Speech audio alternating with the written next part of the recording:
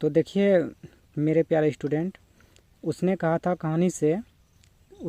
कहानी का जो 8वां प्रश्न है वही क्वेश्चन है। लहना के गांव में आया तुर्की मौलवी क्या कहता था।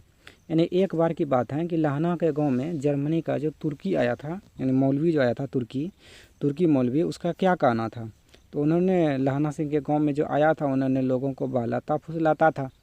देखिए उसका आंसर कैसे लिखेंगे। लहना के गांव में आया तुर्की मौलवी कहता था कि जर्मनी वाले बड़े पंडित हैं। क्या कहते थे? जर्मनी वाले बड़े पंडित होते हैं, वे वेद पढ़कर विमान चलाने की विद्या को जानते हैं। मंडी में, जहाँ पे सब्जी का मंडी लगता था, वहाँ पे लोगों को बहलाता फुसलाता था कि डाकखाने से रुपया निकाल लो क्योंकि सरकार का राज गिरने वाला है।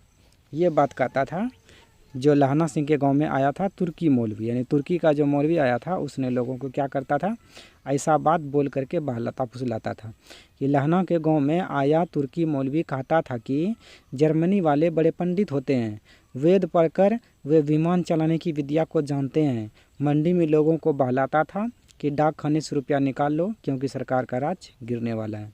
एक बार फिर से क्वेश्चन आंसर को समझा रहे हैं। लहना के गाँव में आया तुर्की मौलवी क्या कहता था।